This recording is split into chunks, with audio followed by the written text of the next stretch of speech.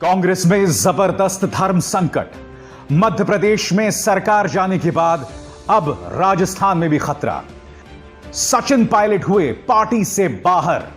क्या बच पाएगी राजस्थान में कांग्रेस की सरकार?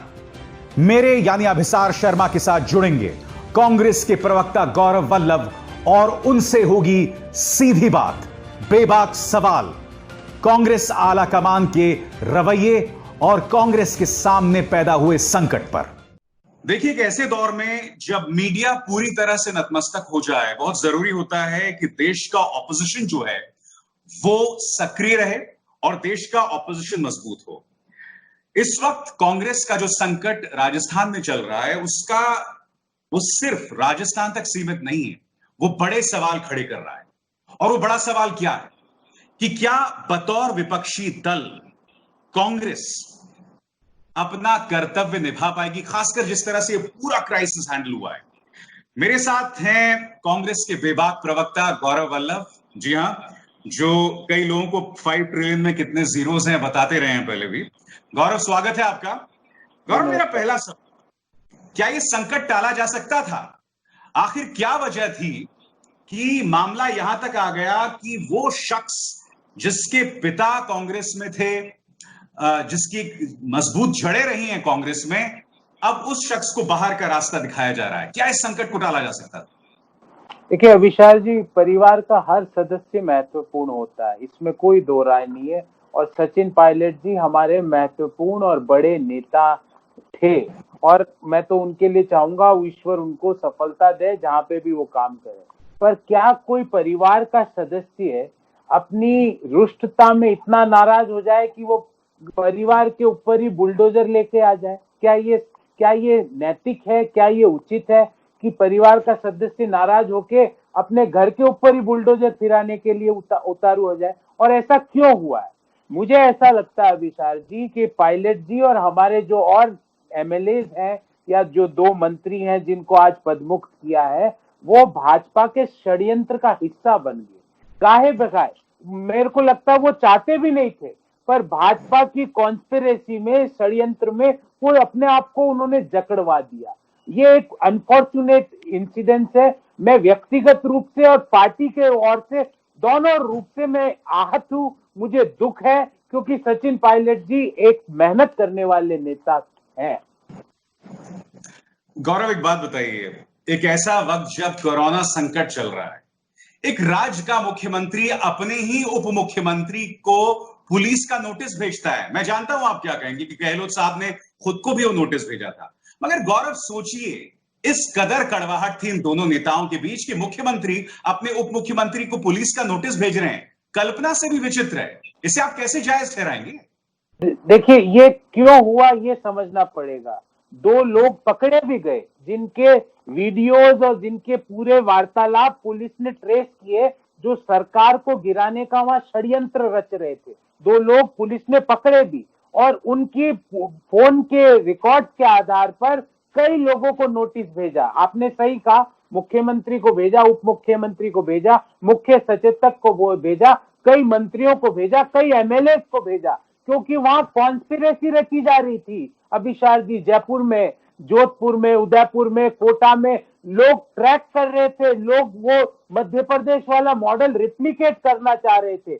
एक तरफ तो अभिशार जी राजस्थान में कोरोना ने एक मिसाल कायम करी, भीलवाड़ा मॉडल एक स्थापित मॉडल किया गया, और दूसरी तरफ भारतीय जनता पार्टी का षड्यंत्र रचा जा रहा था। और एक छोटी सी बात तो क्या आप ये कह रहे हैं, आप जो षड्यंत्र की बात कर रहे हैं, तो क्या आप ये कह रहे हैं कि सचिन पायलट भी उस षड्यंत्र का हिस्सा थे? क्योंकि आप कार्यक्रम की शुरुआत में मुझसे बातचीत में बता चुके हैं कि ये लोग भारतीय जनता पार्टी के, मगर ये जो पुलिस नोटिस भेजा गया था, क्या उस वक्त भी आपको ये आशंका थी कि सचिन पायलट उस षड्यंत्र का हिस्सा है?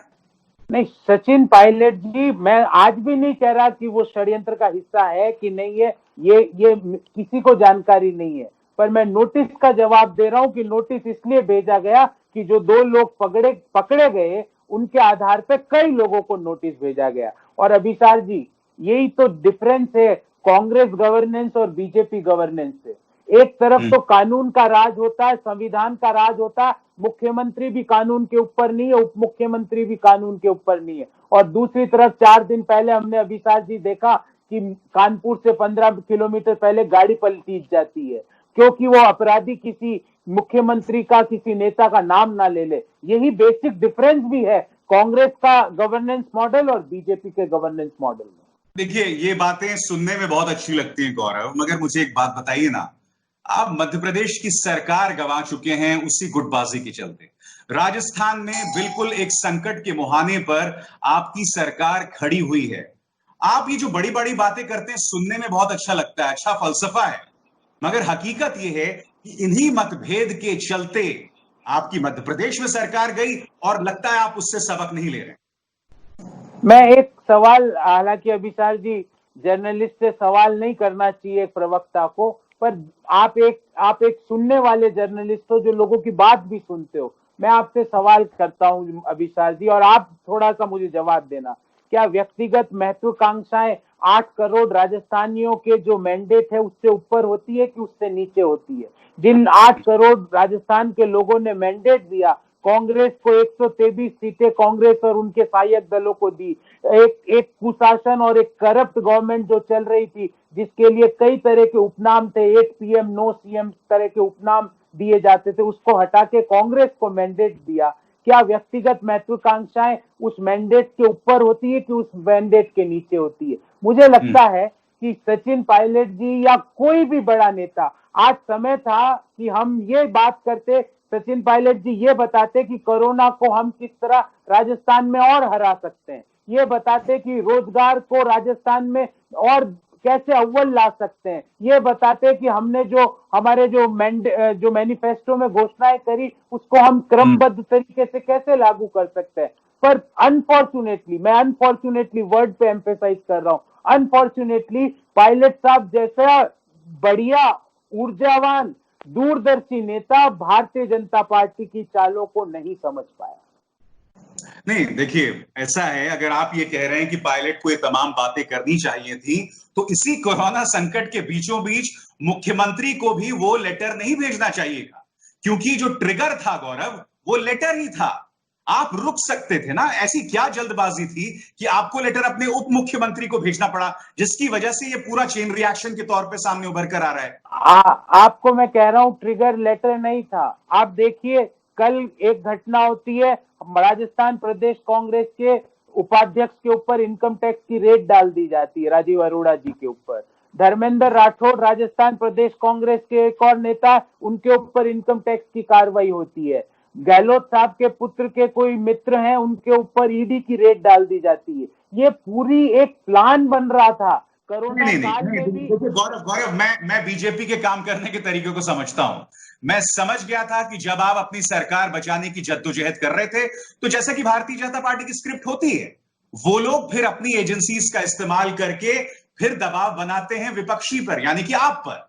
तो देखिए, वो तो आप अगर इनकम टैक्स रेट्स की बात कर रहे हैं तो उसका सीधा ताल्लुक भारतीय जनता पार्टी या बीजेपी सरकार की अपनी सियासत से हो सकता है, मगर अब भी आपने उस सवाल का जवाब नहीं दिया जो मुंह बाहे खड़ा हुआ है। अगर आप बात कह रहे हैं कि सचिन पायलट को इस वक्त कोरोना संकट में नहीं करना चाहिए था, तो इसी संकट में आपको वो भी नहीं करना चाहिए था, मुख्यमंत्री गहलोत को भी नहीं करना चाहिए था। तो आप उससे कैसे जुदा कर सकते हैं? अभिषेक जी, समस्या ये है कि कोरोना संकट में जब पूरी दुनिया अस्पताल बना रही थी, उस समय भारतीय जनता पार्टी मध्य प्रदेश में सरकार बना रही थी। जब पूरी दुनिया वेंटिलेटर्स बढ़ा रही थी, उस समय भाजपा के ब्रोकर्स, आई एम सॉरी मैं इस तरह के शब्द यूज नहीं करता हूं जनरली, पर भाजपा के ब्रोकर्स राजस्थान में चुनी हुई सरकार, जो कि 8 करोड़ लोगों ने चुनी, उस सरकार को गिराने की साजिश रच रहे थे। एमएलए ने ऑन रिकॉर्ड आके बोला अभिषेक जी कि 25 से 30 करोड़ रुपया तक ऑफर हो रहा था। उन कई एमएलए जैसे आके बाहर बोले। अगर हम वहां उस समय कोरोना के मध्य में नहीं बोलते ना अभिषेक जी, तो ये सरकार, ये मध्य प्रदेश वाला मॉडल वो चालू करते, एमएलए को क्वारंटाइन कर देते बिना कोरोना हुए भी, और उनको वहां पे उनका कोविड का इलाज करना चालू करते। गौरव, ये अभी भी मेरे सवाल का जवाब नहीं है जो मैंने आपसे पूछा था। आप मुस्कुरा रहे हैं। चलिए मैं आगे बढ़ता हूं। मैं आपसे ये कह रहा हूं आपके जो पर्यवेक्षक हैं अविनाश पांडे, कल मैंने उनकी तस्वीर देखी, विक्ट्री साइन दिखा के वो चल रहे थे। मेरा आपसे सीधा सवाल है, ये संकट जो 20 दिनों से चल रहा था, अविनाश पांडे पूरी तरह से निष्क्रिय थे। आप ये क्यों नहीं मानते कि जो केंद्रीय आला कमान द्वारा नियुक्त पर्यवेक्षक हैं, कई जगहों पर यही आपकी समस्या की जड़ है? अविनाश पांडे क्या कर रहे थे 20 दिनों से?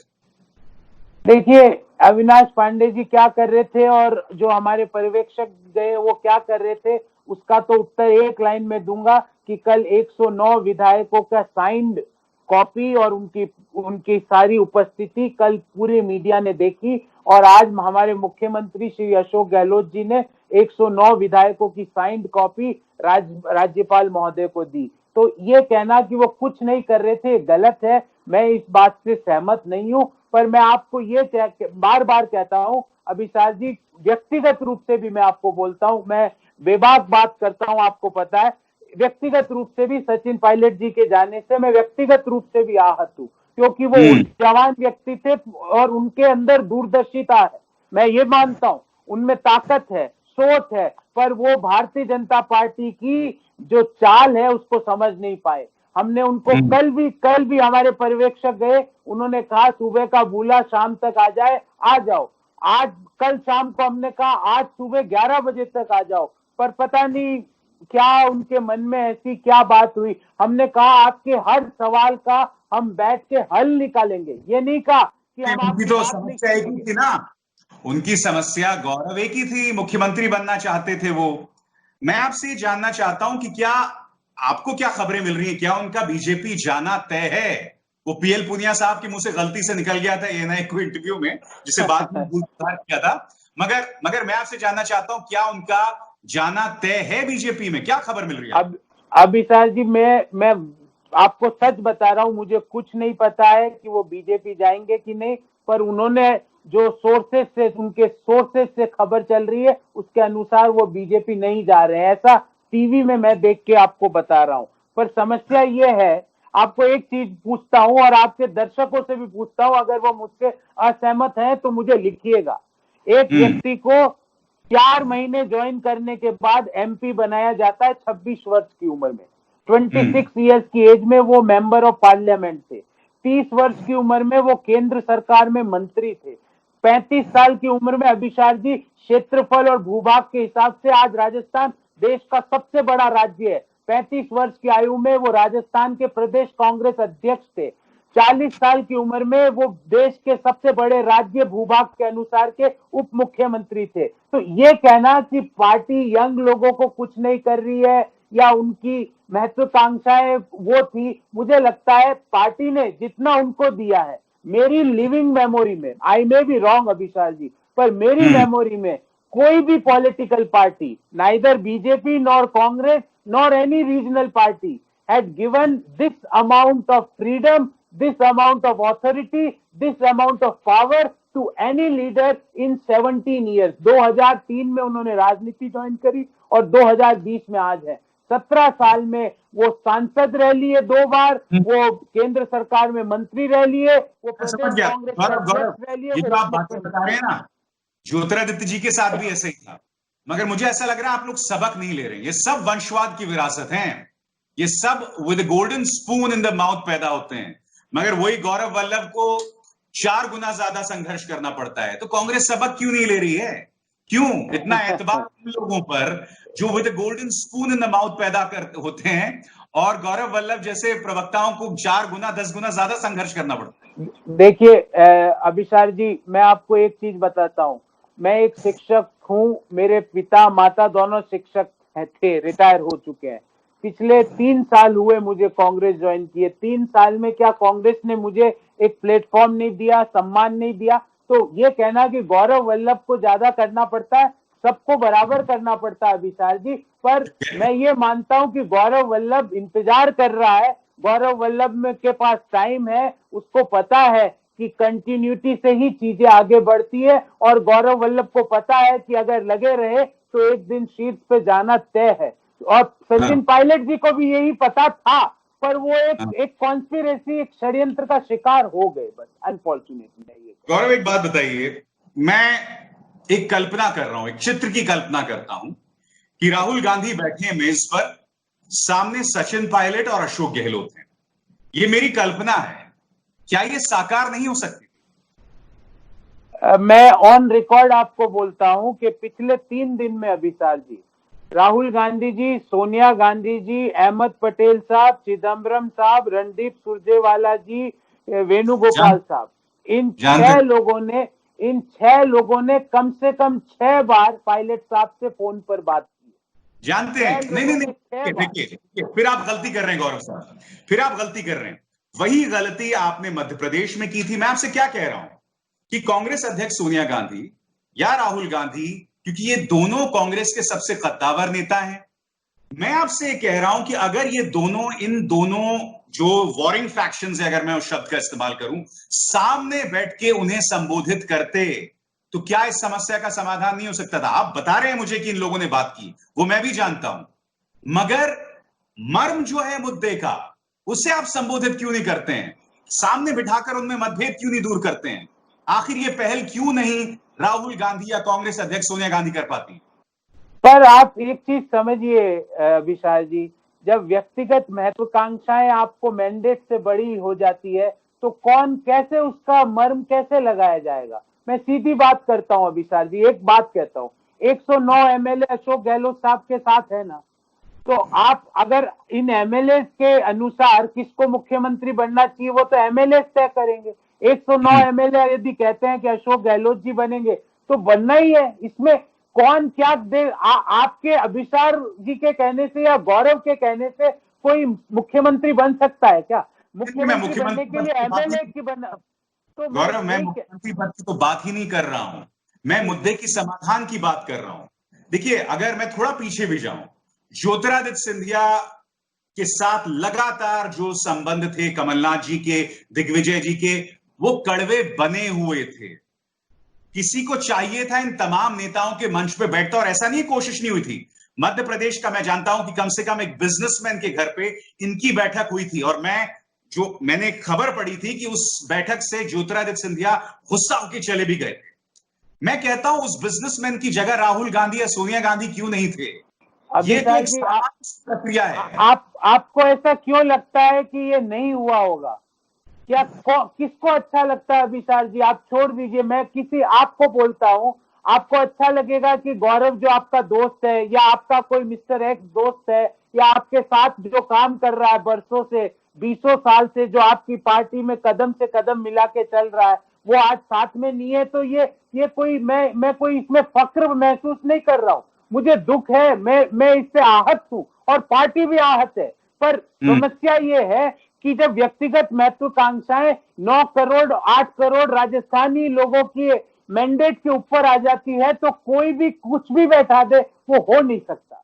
नहीं, मुझे पता क्या लग रहा है, मुझे लग रहा है कि कांग्रेस आलाकमान अभी भी 2014 से पहले के कार्यकाल में है, जहां उन्हें लग रहा है कि चीजों का समाधान अपने आप हो जाएगा। मगर आप भी जानते हैं कि 2014 के बाद श्रीमती सोनिया गांधी जो है वो राजनीति से कुछ कट सी गई थी। राहुल गांधी की आलोचना करते रहते हैं कि आलोचक की वो मेहमान कलाकार की भूमिका निभाते हैं राजनीति में। तो मुझे ऐसा लग रहा है कि ये जो 2 बड़े स्तंभ हैं कांग्रेस के, जो संबोधित कर सकते थे, उन्होंने कांग्रेस के अंदर इन अंतर विरोधों का समाधान नहीं किया। नहीं अभिसार जी, ऐसा नहीं है, उन्होंने किया, उन्होंने हर दम इंटरफेयर किया।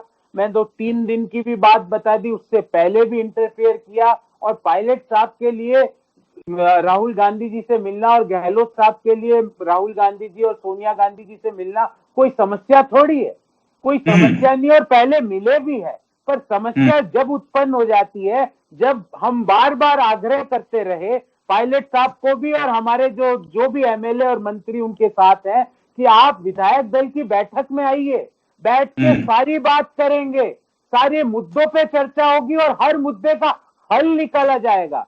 पर कोई व्यक्ति कहे कि नहीं मैं तो विधायक दल की बैठक में भी नहीं आऊंगा, तो उससे तो एक ही चीज लगती है अभिसार जी कि अनफॉर्चुनेटली हमारी बदकिस्मती से पायलट साहब बीजेपी का षड्यंत्र का शिकार बन गए।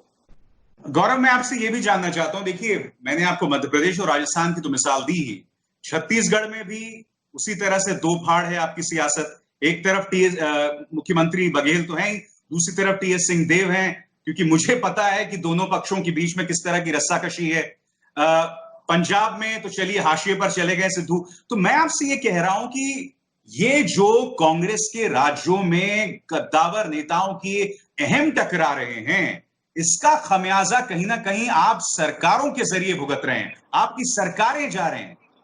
क्या कोई प्लान ऑफ एक्शन है आला कमान के पास इन ईगो इश्यूज को, ईगो हैसल्स को संबोधित करने का?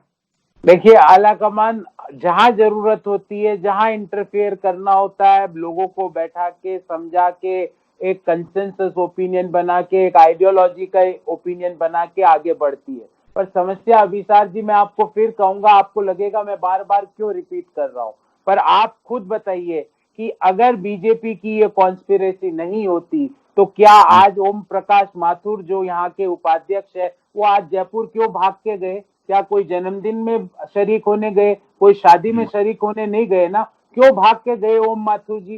क्यों गजेंद्र सिंह शेखावत जो भारत सरकार में मंत्री है राजस्थान के, क्यों वो भाग के जयपुर जा रहे हैं?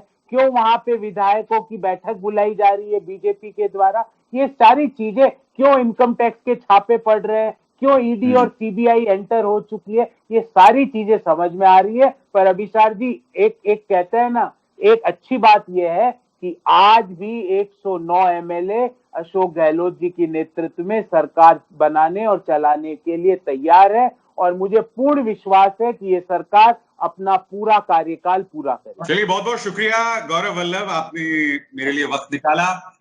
बहुत बहुत शुक्रिया, धन्यवाद। Thanks Gaurav, thank you so much. अगर आपको हमारे वीडियोस पसंद आए तो प्लीज लाइक करें, सब्सक्राइब करें और शेयर करें।